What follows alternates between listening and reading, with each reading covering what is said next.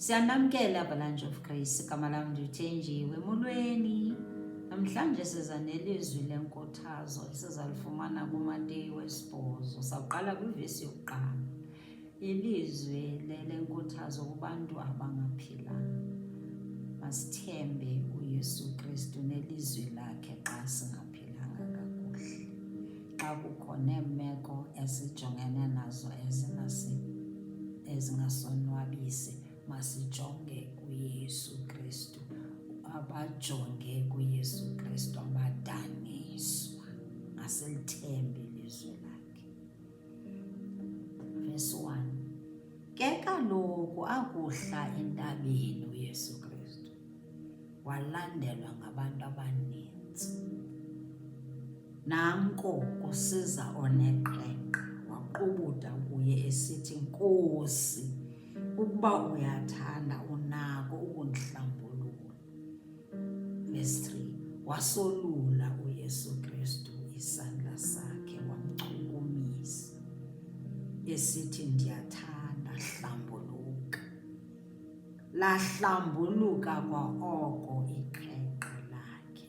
Athi uYesu kuye, lumka, ungaxeleli bani, hamba uyokuzibonisa kumbingeleli, usondeze umnikelo awamisa wona uMoses, ube bubungqina kubo. Nanku uYesu Kristu esenza imimangaliso. Uyabona uba ulandelwa indoda yeqhenqa ifika izilahlele kuYesu Kristu,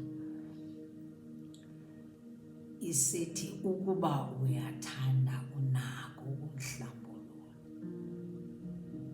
Ukholo lwendoda eneqhenqa, wayazi into yoba uYesu Kristu ngumphilisi.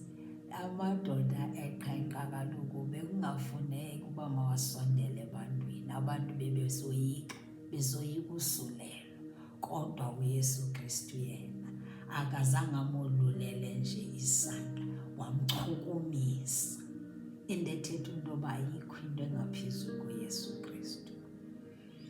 Akahlulwa, apho ufika yena khona izinto ziyajika. Lasuka iqhenqa kwa oko nje, laphila, lasuka kwindoda iqhenqa.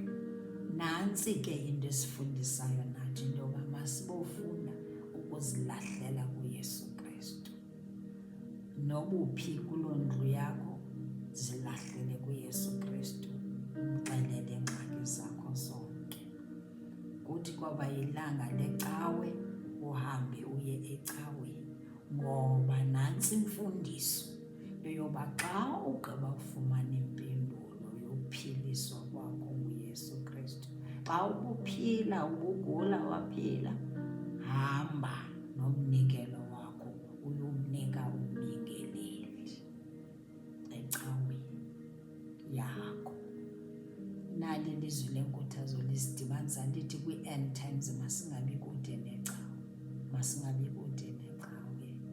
Ixesha elikhoyo ngoku lisisusa kwicawe, lisisusa, lisixabanisa nabefundisi. Masingayivumeli, asingayivumeli loo nto. Masiyibone nje into yoba le isihlukanisa noThixo. Masingavumi izinto ezenzekayo ezisihlukanise noThixo. Asizozinto ngaphandle kukaYesu Kristu. Masisifundise to be obedient to the word of God. Senzela abanye, senzela isiqu zethu. Wenzela isiqu sakho, into yenzayo uyazenzela, awenzela omnye. Enkosi kakhulu. Masithembeni ilizwi likaYesu Kristu, liyaphilisa. uYesu Kristu uyaphilisa, ebephilisa eselapha emhlabeni. Nalapha khoyo inangoku usamile, is interceding, i-intercessor, umele mna nawe. Neyoba nankuya ucela ukuphiliswa, masimphilise. Is pleading usijonge Father, usimele ba. Ngelo xesha umtshutshisi umile uthi njena hayi lo akanawuyifumana uphile. Uthi uYesu lo ngowam lo undamkele. Masiye kuYesu Kristu simthembe. He's our advocate, he's our healer, he's our intercessor, he's our mediator. Asimethembeni uYesu Kristu. Lilizwi lemvuselelo